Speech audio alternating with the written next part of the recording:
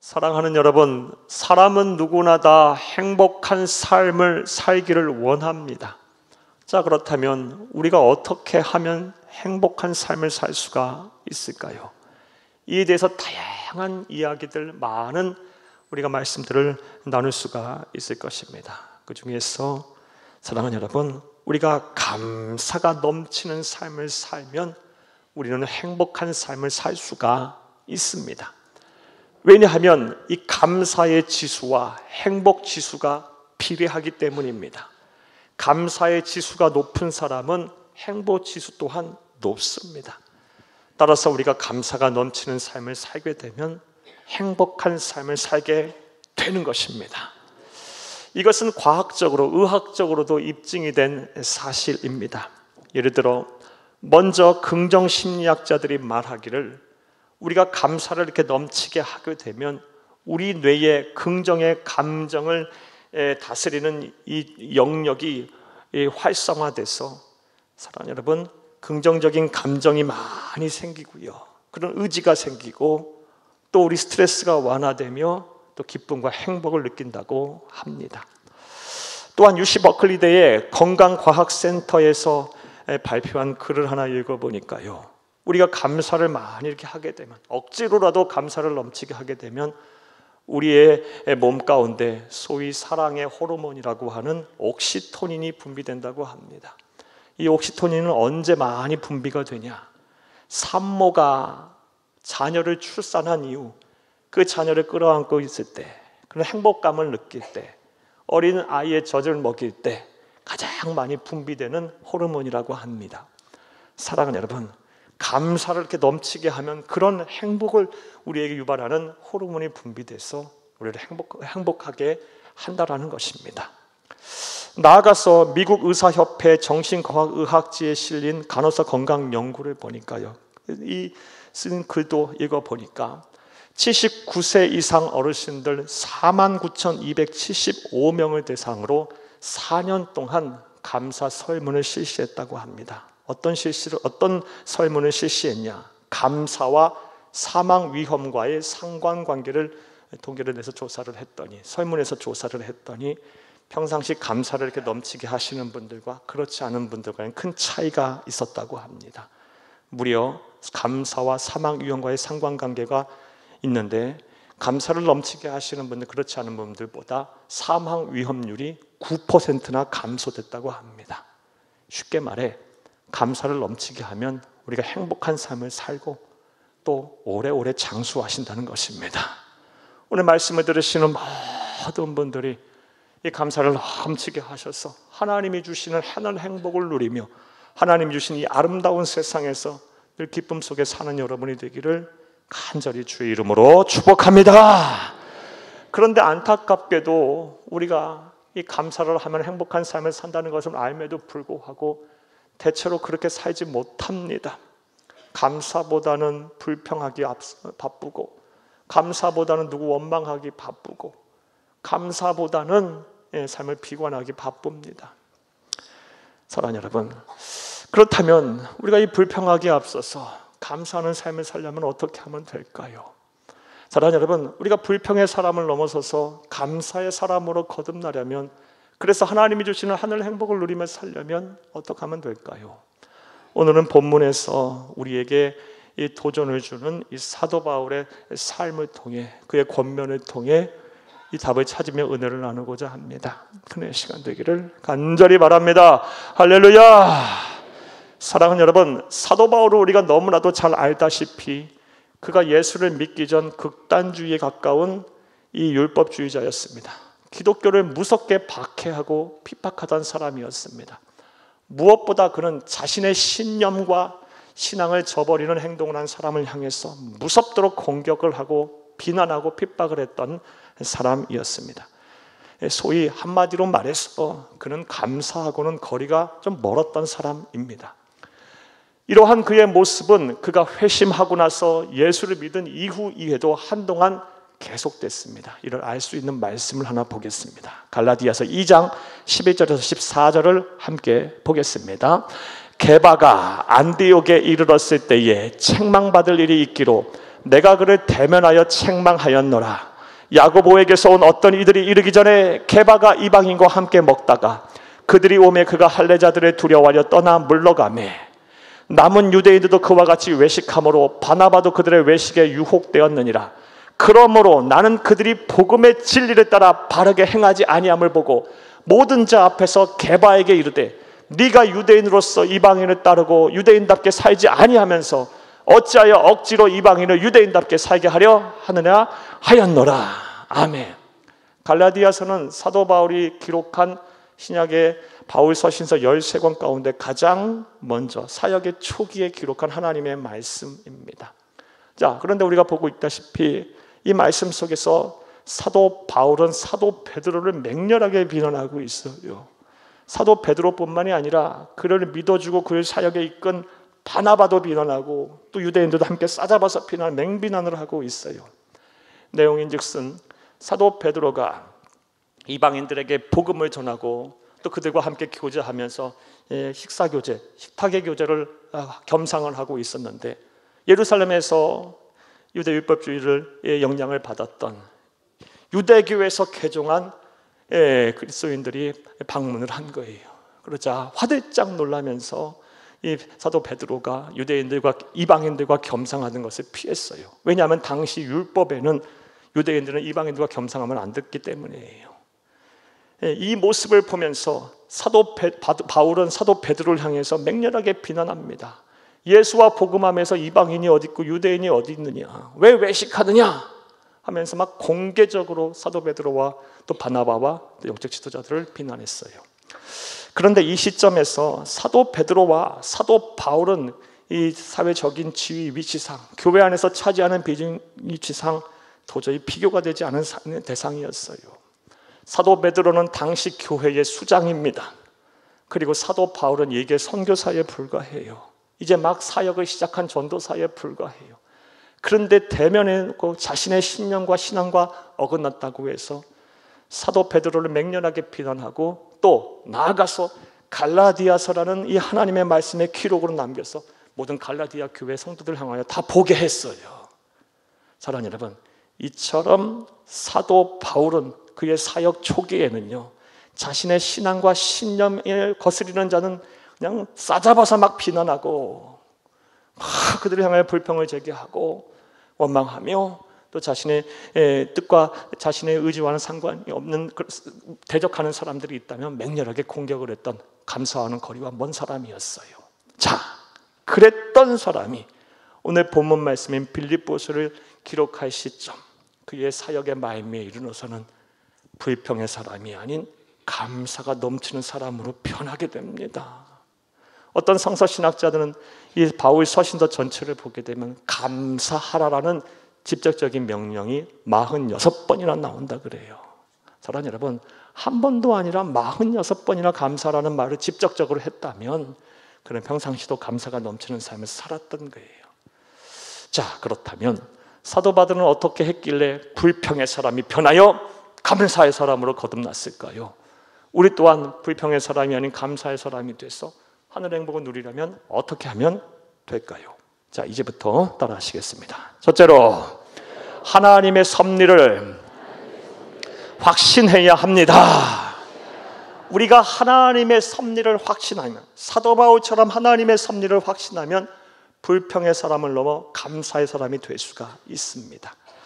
사랑하는 여러분, 오늘 본문이 포함된 빌립보서는 사도 바울이 빌립보 교회에 보낸 편지입니다.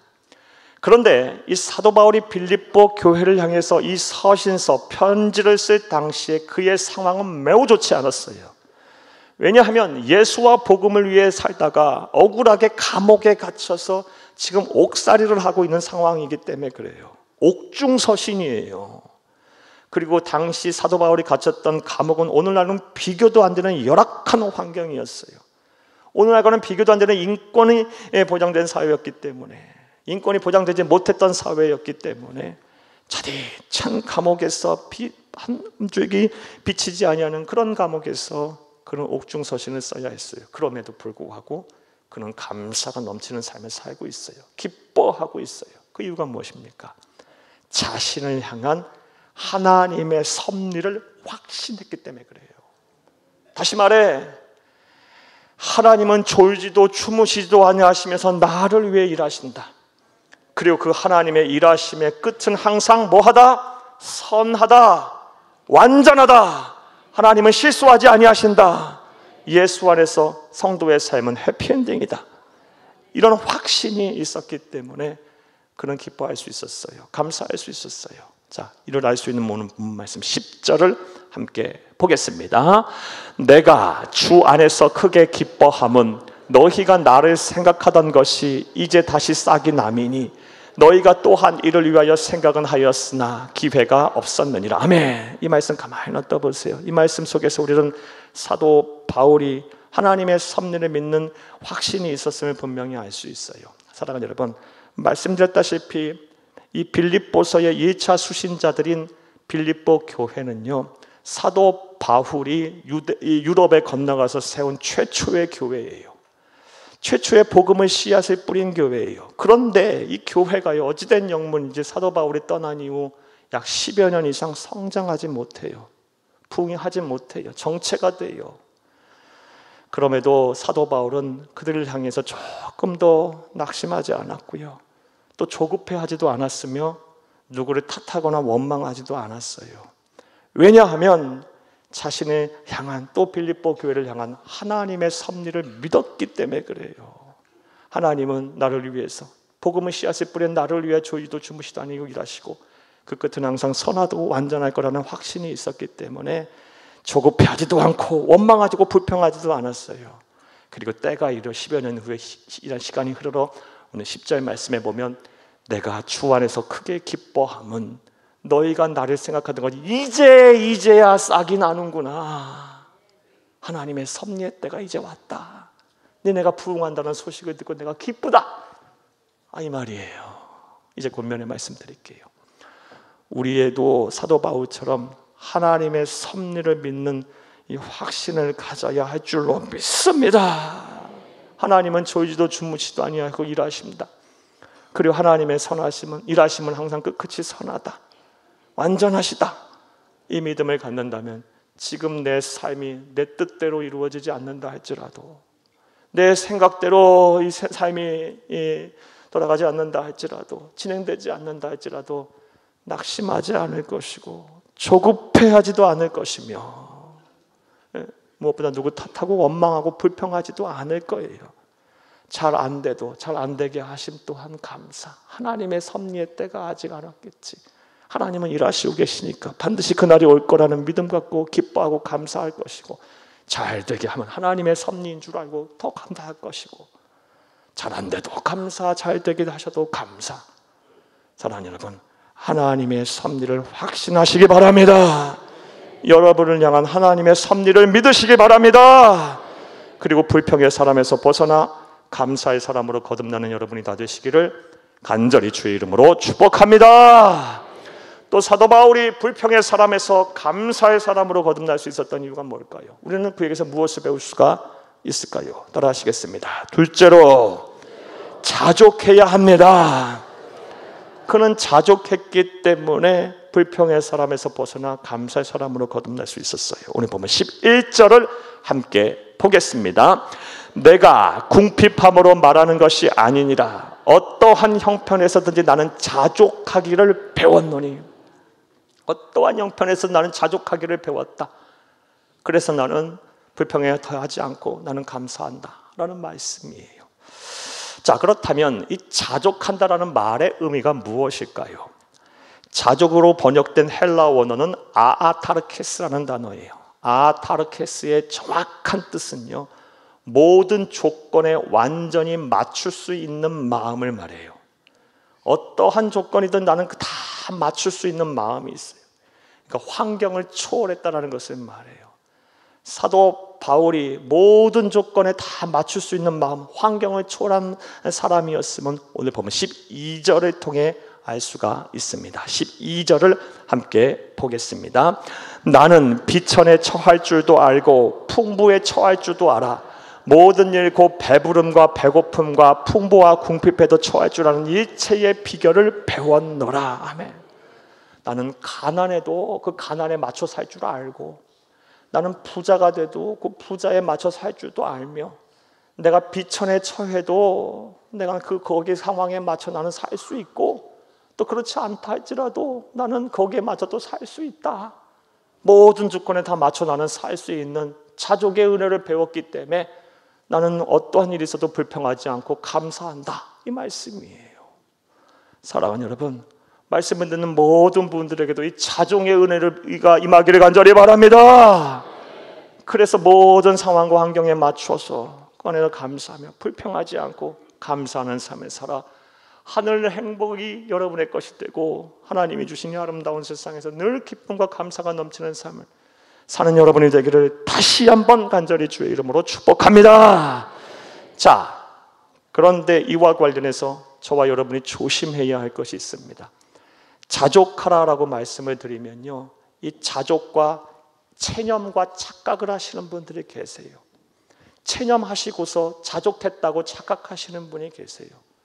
우리는 체념이 아닌 자족을 해야 합니다. 자, 그렇다면 체념과 성경에서 말하는 자족과의 차이가 무엇일까요? 쉽게 말씀을 드리면 체념은요, 숙명론, 운명론에 빠지는 거예요. 나는 가난하니까 어쩔 수 없어. 내 집안 환경은 원래 그랬으니까 나는 어쩔 수 없어. 나는 병약하니까 나는 아무것도 할 수 없어. 나는 배운 것이 짧으니까 그럴 수밖에 없어. 그러하며 그냥 주저앉아 버리는 것, 이건 체념이에요. 이건 성경에서 말하는 자족이 아니에요. 성경에서 말하는 자족은 뭐냐? 운명론, 숙명론에 빠지는 것이 아니에요. 현재 내게 주어진 삶을 담담하게 받아들이면서 거기서 그치는 것이 아니라 나와 함께 하시는 하나님, 내게 능력 주시는 하나님이 나와 함께 하신다면 나는 능히 이 모든 상황을 이겨낼 수 있어. 극복할 수 있어.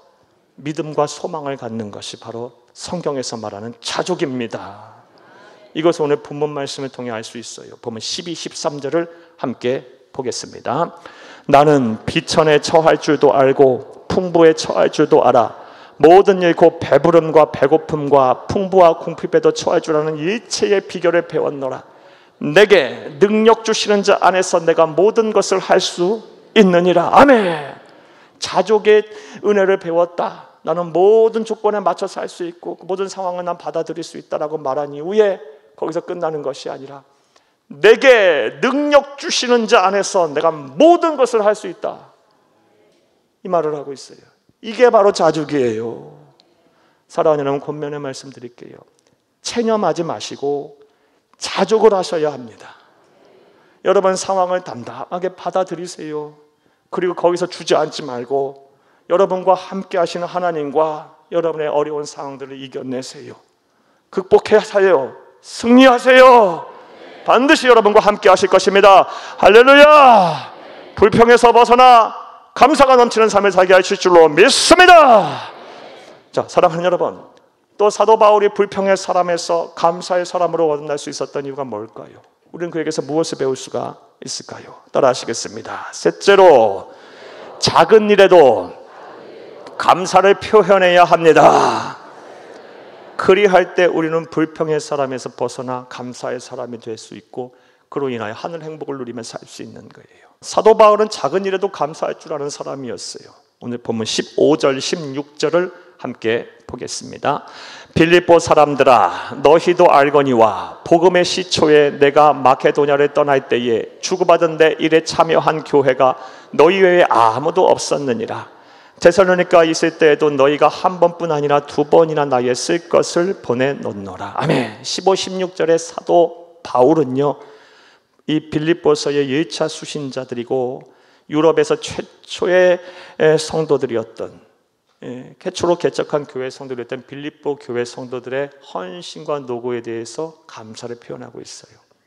자, 그런데 앞서 말씀드린 대로 빌립보 교회는요, 부흥하고 막 크게 성장한 교회가 아니었어요.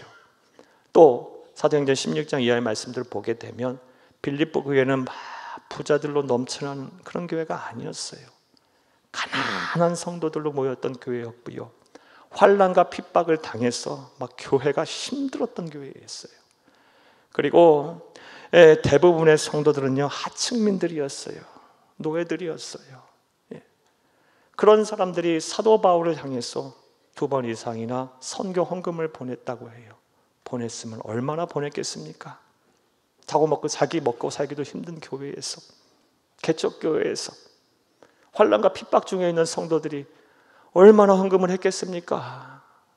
그런데 그 헌금을 받아들고 사도 바울은 너무 감사해하고 있어요. 그러면서 오늘 빌립보서의 말씀을 보게 되면 그들의 헌신과 노고를 감사하며 막 2번이나 감사했다고 표현했다고 하면서 이 말씀에 기록하여 모든 성도들로 하여금 알게 하고 있어요. 그는 작은 것에도 감사할 줄 아는 그런 사람이었던 거예요. 그러니까 불평에서 벗어나 감사의 사람으로 살 수 있었던 거예요. 그의 마음은 항상 천국이었던 거예요. 여기에 답이 있어요. 사랑하는 여러분, 감사의 조건이 있을 때만 감사하는 건 누가 못합니까? 기뻐할 일이 있을 때 기뻐하는 건 누가 못합니까? 그건 세상 사람들도 더 잘할 수 있어요. 그런 거 별거 없어도 그냥 작은 거 하나만이라도 감사할 줄 아는 저와 여러분이 되기를 간절히 바랍니다. 나아가서 내가 지금 누리고 있는 것들, 소유하고 있는 것들, 사용하고 있는 아주 당연한 것들, 그것에서도 우리는 거기서부터 감사의 표현을 시작했으면 좋겠어요. 내가 살아있다라는 것, 내가 2발로 걸어서 예배당에 와서 예배할 수 있다는 것, 우리에게 가족을 주셨다는 것, 일할 수 있다는 것, 우리 교회를 주시고 함께 세계선교 한국복음화의 꿈을 꿀 수 있게 하셨다는 것. 사랑하는 여러분, 하나하나 생각해보면 우리는 너무나 많은 것을 하나님 앞에 받았어요.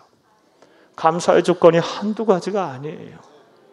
우리가 작은 것 하나만이라도, 지금 내가 누리고 있는 것 하나만이라도 감사를 자꾸 이렇게 표현하고 감사를 실행한다고 한다면 불평에서 벗어나 감사하는 사람이 될 줄로 믿습니다. 그리고 우리의 마음은 천국이 될 것이고 하늘 행복이 내 것이 될 것이며 나로 인해 많은 사람들이 또 복을 받게 될 것이고 우리의 삶의 지경 또한 하나님의 나라가 임할 것입니다. 이러한 은혜와 복이 저와 여러분 가운데 충만하기를 간절히 주의 이름으로 축복합니다. 말씀을 맺겠습니다. 사랑하는 여러분, 우리는 모두가 다 행복하게 살아야 합니다. 이게 하나님의 뜻입니다. 하나님의 뜻은요, 저와 여러분이 이 세상 사는 동안 정말 궁상맞게 살고 정말 막 힘들고 어렵게 살다가 겨우 예수 믿는다는 이유로 구원받는 것이 그게 하나님의 뜻이 아니에요.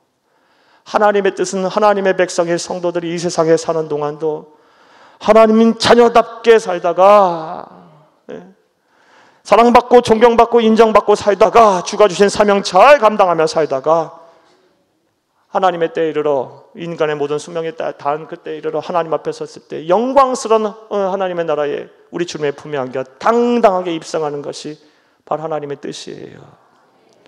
이를 위해서 우리는 불평의 사람이 아닌 감사의 사람으로 거듭나야 합니다. 그리고 우리보다 앞서 이런 삶을 살았던 사도 바울의 예를 본받아 하나님의 섭리를 확신하며 살기 바랍니다. 하나님의 섭리, 졸지도 주무시지도 아니하시고 나를 위해 일하신다. 그리고 그 끝은 항상 뭐하다? 선하다, 완전하다. 이 믿음 갖고 살면 하나님 그렇게 일하십니다. 꼭 그렇게 일하실 것입니다. 또한 자족하시기를 바라요. 체념이 아닌 자족을 하세요. 지금 상황을 담담하게 받아들이면서 거기서 주저앉지 말고 내게 능력 주시는 자 안에서 나는 모든 것을 할 수 있다는 소망을 잃지 마세요. 무엇보다 작은 일에도 당연한 것에도 감사하는 삶을 사시기 바라요. 그리하여 불평의 사람이 아닌 감사의 사람이 돼서 여러분 사는 동안 하나님의 주시는 하늘의 신령한 복과 땅의 기름 부음이 여러분 것이 되고 여러분을 통해서 많은 사람들이 예수를 믿고 구원을 받으며 살아계신 하나님을 만날 수 있길 바라요. 여러분이 하나님을 잘 경외하고 감사하며 살았더니 복을 받았다라는 여러분의 산 간증자, 증인들이 되기를 간절히 주의 이름으로 축복합니다. 축복합니다. 축복합니다.